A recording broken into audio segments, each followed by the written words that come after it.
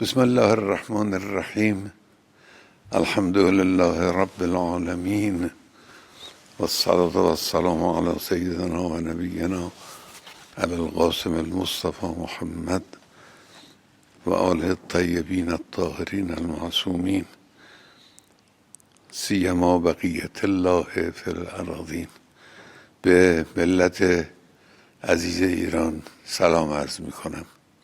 این روزهای مربوط به بسیج است. من یکی دو نکته در مسئله بسیج، درباره بسیج میخواستم عرض بکنم.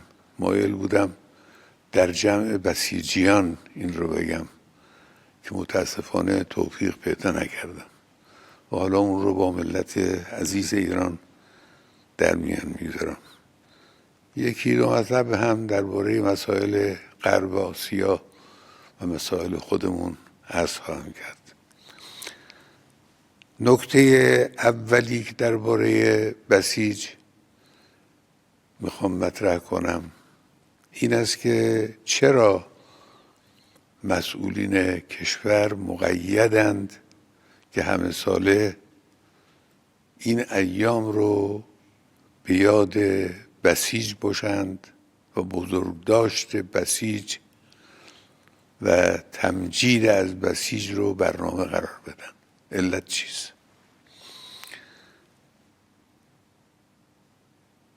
جواب این سوال این است که بسیج باید در نسل‌های پی در پی جریان پیدا کنه و ادامه پیدا کنه.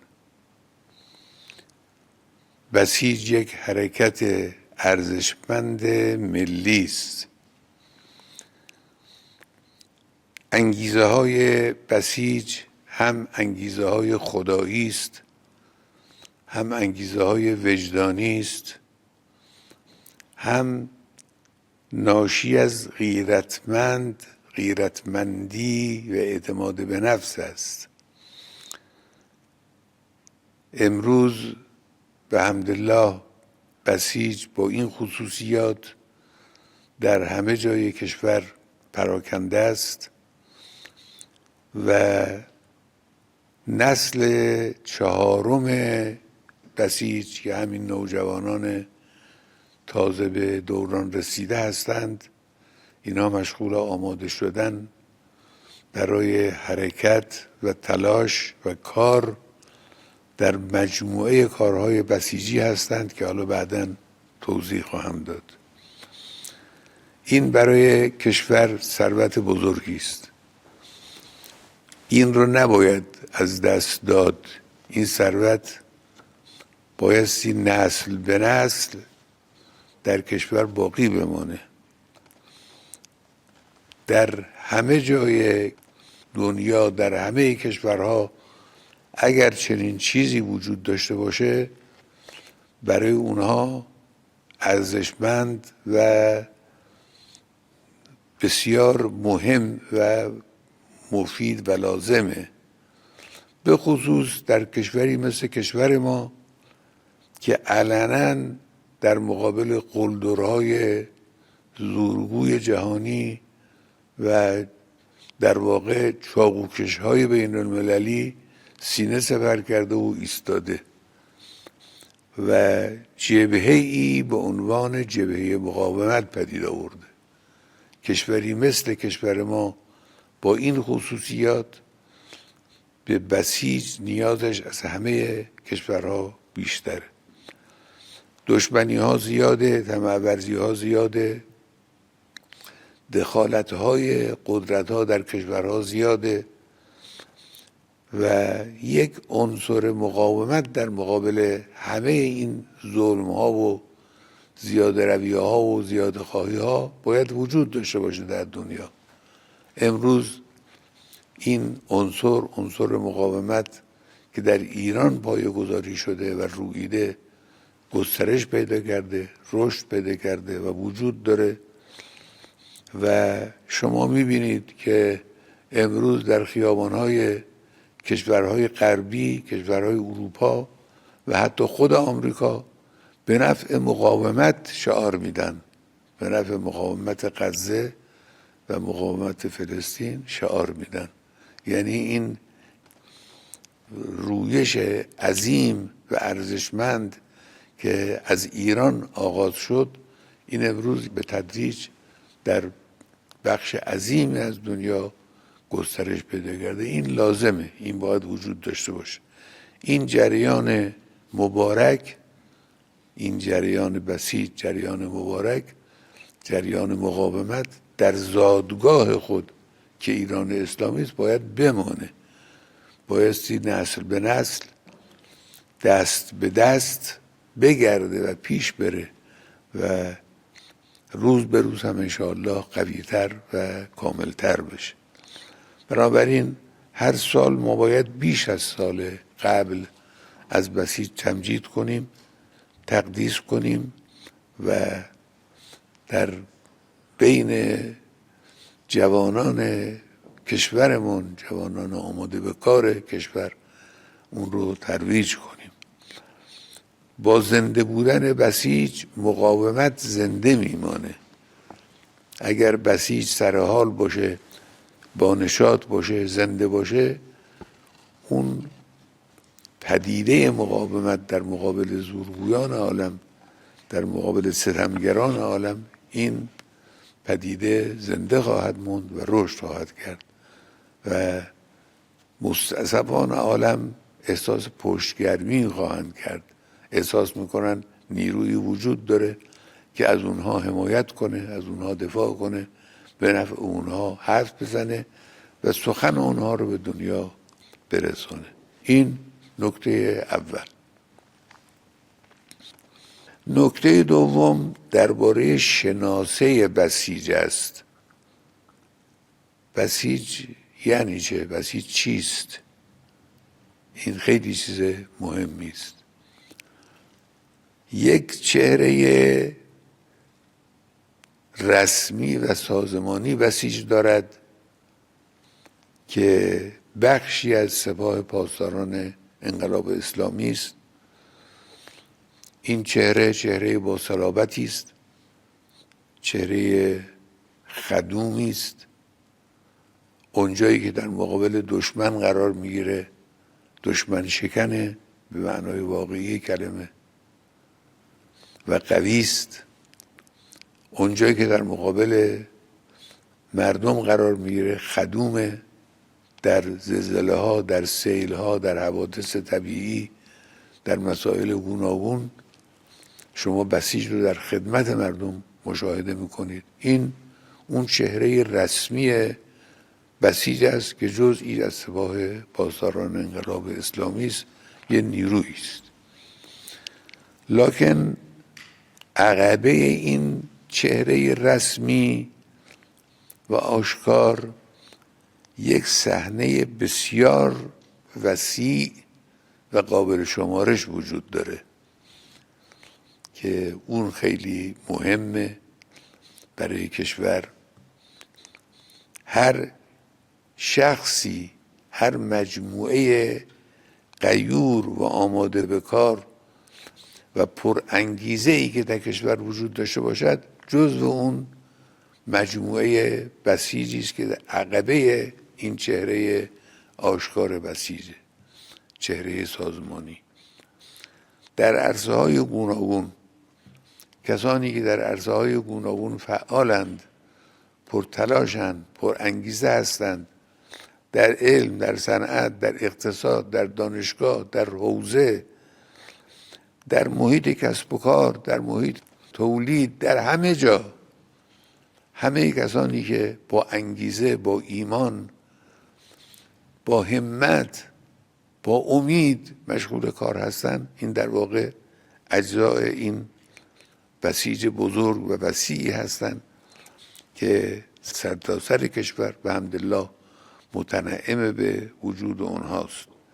این میتوانه چنین مجموعه‌ای که امروز به حمدالله وجود داره و باید ادامه پیدا کنه، میتوانه در مقابل نقشه دشمن بایسته، با کار جهادی خود نقشه دشمن رو خنثی کنه، چه در زمینه مسائل نظامی، چه در زمینه مسائل اقتصادی، چه در زمینه تولید، چه در زمینه تولید علم، چه در زمینه پیشرفت‌های فناوری و امثال اینها. دانشمندانی که در این جنگ 12 روزه به شهادت رسیدن، اینا همه بسیجی بودن. اینا در واقع کار بسیج رو میکردن، رسما عضو سازمان بسیج نبودن، اما واقعا جزو بسیج بودن و اونها رو باید یک بسیجی خالص و ارزشمند دانست. سازندگان ابزارهای نظامی بسیجی هستند. اون که موشک رو یا دیگر ابزارهای نظامی رو طراحی میکنه، اونی که میسازه، اونی که پرتاب میکنه، اونی که 10 خدمات پیرامونی اونها رو انجام میده، همه اینها بسیجی هستند. با اینکه عضو سازمان بسیج هم نیستن، اما به معنای واقعی کلمه بسیجی هستند. اون کسی که صاحب منطق محکم و بیان رسا و زبان گویاست و در مقابل شبهه‌های دشمن، شبه پراکنی ها، وسوسه ها میسته و حرف میزنه و تبیین میکنه مسائل رو، اون بسیجی است. اون پزشک یا پرستار فداکاری که در ایام جنگ بیمارستان رو رها نمیکنه و به مجروحان رسیدگی میکنه، یک بسیجی است. اون قهرمان ورزشی که در میدانهای بین المللی در مقابل چشم میلیون ها انسان به خدای خود، به دین خود، به ملت خود، به کشور خود ابراز ارادت میکنه، این یک بسیج است. این در واقع بسیجی به معنای وسیع کلمه شامل همه اینها هستند. بسیج همگانی که امام در پی اون بود، یک چنین بسیجی است که وجود داره و امام افتخار میکرد که خودش بسیجی است. این بسیج متعلق به قشر خاصی نبود و نیست و همه اقوام، همه اشخاص گوناگون، همه اصناف، همه قشرهای کشور جزو این بسیجن. نتیجه ای که از این بیان میگیرم من اینه که برای افزایش قدرت ملی باید بسیج رو قدر دانست، باید بسیج رو تقویت کرد، باید بسیج رو به نسل‌های بعدی منتقل کرد که همه بتوانن از برکات بسیج استفاده کنن. و من توصیهم همیشه به دستگاه‌های دولتی این بوده که بسیجی عمل کنند، بسیجی کار وظایفشون رو انجام بدن. به معنای واقعی کلمه بایستی بسیجی عمل بکنن، یعنی عمل با ایمان، با انگیزه، با همت و با غیرت. این راجع به مسائل مربوط به بسیج. اما مسائل منطقه که شما هر روز اخبار اونها رو، بخشی از اخبار اونها رو در تلویزیون ها میشنوید و میبینید، 2-3 نکته درباره این مسائل عرض بکنم. نکته اول این است که ما در جنگ 12 روزه ملت ایران هم آمریکا رو شکست داد، هم صهیونیست ها رو شکست داد. بدون تردید آمدن، شرارت کردن، کتک خوردن و دست خالی برگشتن. این شکست به معنای واقعی کلمه اینه. بله، شرارت کردن، یعنی اما دست خالی برگشتن، یعنی به هیچ کدام از هدفهای خودشون نرسیدن. بنا به قولی رژیم صهیونی 20 سال برای این جنگ برنامه ریزی و آماده سازی کرده بود. بعضی اینجور نقل کردن 20 سال برنامه ریزی برای اینکه یک جنگی در ایران رخ بده و مردم تحریک بشن و با اونها همراهی کنن، با نظام بجنگن. برای این برنامه ریزی شده بود دست خالی برگشتن. قضیه به عکس شد و ناکام شدن و حتی کسانی که با نظام زاویه هم داشتن در کنار نظام قرار گرفتن. یک اتحاد عمومی در کشور به وجود آمد که باید این رو قدر دانست و نگه داشت. بله ما خسارت هایی دیدیم، جانهای عزیزی از دست ما رفتند، این تردیدی در این نیست. خب این طبیعت جنگه، و یقتلون و یقتلون در آیه شریفه قرآن، در طبیعت جنگ همین هست. لکن جمهوری اسلامی نشان داد که کانون اراده و قدرته، میتواند تصمیم بگیره، میتواند قدرتمندانه بایسته و از هایوهوی این و اون واهمه نکنه. خسارت‌های مادی که بر دشمن وارد شد بسیار بیشتر بود از خسارت‌های مادی که بر کشور ما وارد شد. ما هم البته خسارت دیدیم، اما او که حمله رو او شروع کرد و او بیشتر خسارت دید از ما. این مطلب اول. مطلب دوم این که در این جنگ 12 روزه آمریکا به شدت ضرر کرد. آخرین تسلیحات و پیشرفته ترین تسلیحات رو در آفند و پدافند به کار برد. از زیردریایی هاش استفاده کرد، از هواپیماهای جنگندش استفاده کرد، از پیشرفته ترین پدافندش استفاده کرد، اما نتوانست به اون چی که میخواهد به او برسه. او میخواست ملت ایران رو فریب بده، ملت ایران رو به دنبال خودش بکشه. قضیه به عکس شد. همونطور که گفتم ملت ایران اتحادشون در مقابل آمریکا بیشتر شد و توانستن به معنای واقعی کلمه طرف رو ناکام کنند. این فاجعه غزه که امروز یکی از مهمترین فجایع تاریخ منطقه ماست، در این فاجعه رژیم صهیونی به شدت بی‌آبرو و بدنام شد و آمریکا هم در این بدنامی و بی‌آبرویی در کنار اون رژیم غاصب و ظالم قرار گرفت. او هم بی‌آبرو شد، او هم به شدت لطمه دید. اگر چنانچه آمریکا نبود، مردم دنیا میدونن که اگر آمریکا نبود رژیم صهیونیستی قادر به این همه فاجعه آفرینی نبود. امروز منفورترین انسانهای دنیا رئیس دولت صهیونی است. این منفورترین انسان دنیا امروز اونه و منفورترین سازمان و باند حاکم در دنیا رژیم صهیونی است و آمریکا هم در این جهت در کنار اوست و از منفوریت او به آمریکا هم حتما سرایت کرده.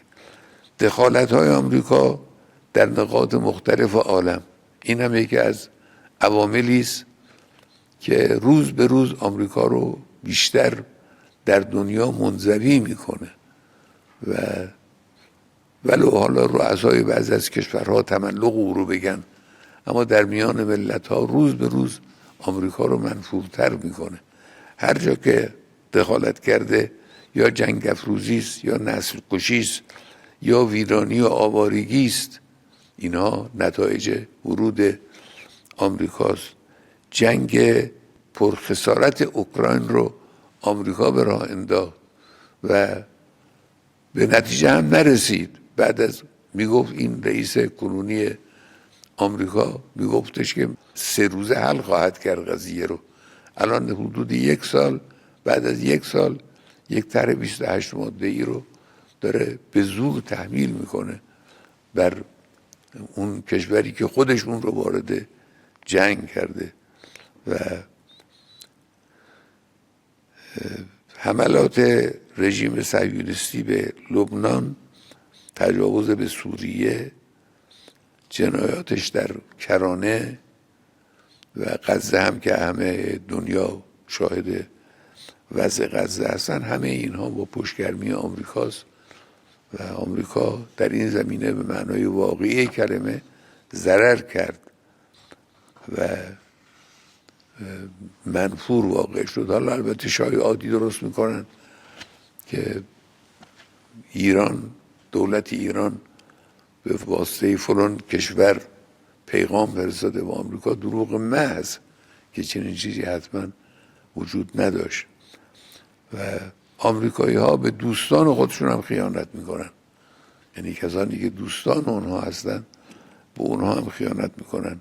از باند جنایتکار صهیونی حاکم بر فلسطین حمایت میکنن. به خاطر نفت و معادن زیرزمینی حاضرن در هر جای دنیا جنگ افروزی کنن که امروز به آمریکای لاتین هم این جنگ افروزی رسیده و این یه چنین دولتی در قرآن نیست که کسی دولتی مثل جمهوری اسلامی به دنبال ارتباط با او و همکاری با او باشه به طور قطع. و اما چند جمله هم به عنوان نصیحت عرض بکنم به فرزندان خودم، به ملت عزیز ایران: در برابر دشمن همه با هم باشید. اختلافاتی وجود داره در بین اقشار مختلف یا جناح‌های سیاسی مختلف، اختلافاتی هست باشه، لکن در مقابل دشمن مثل دوران جنگ 12 روزه همه در کنار هم قرار بگیریم. این یک عامل بسیار مهم برای اقتدار ملی کشور عزیزمون هست. توصیه بعدی از رئیس جمهور محترم و دولت خدمتگزار حمایت کنیم. کارهای خوبی رو شروع کردن، بعضی از کارهای شهید رئیسی رو که شروع کرده بود و نیمه کار مونده بود ادامه دادن.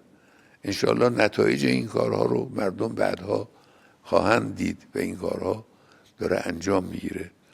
بایستی از دولت حمایت کرد. دولت بار سنگینی بر دوش داره. اداره کشور کار آسانی نیست، کار سختی است و این بر عهده دولته. توصیه بعدی: از اسراف اجتناب کنیم. هممون اسراف در آب، اسراف در نان، اسراف در گاز، اسراف در بنزین، اسراف در ارزاق و خوراکی ها و ارزاق روزانه. از اسراف باید پرهیز کرد که یکی از مهمترین خطرها و ضررها برای کشور و برای خانواده ها اسراف در این هاست و اگر اسراف نباشه، اگر در واقع دور ریختن این عوامل لازم زندگی، این نیازهای ضروری زندگی نباشه، بلا شک اوضاع کشور خیلی بهتر از این خواهد بود. و آخرین توصیه من: ارتباط با خدا رو بیشتر کنید. برای باران، برای امنیت، برای عافیت، برای همه چیز از خدای متعال کمک بخواهید. با خدا حرف بزنید، از خدا بخواهید، متضرعانه به درگاه خدا برید. انشاءالله خدای متعال اسباب اصلاح همه امور رو فراهم خواهد کرد. و السلام علیکم و رحمت الله و برکاته.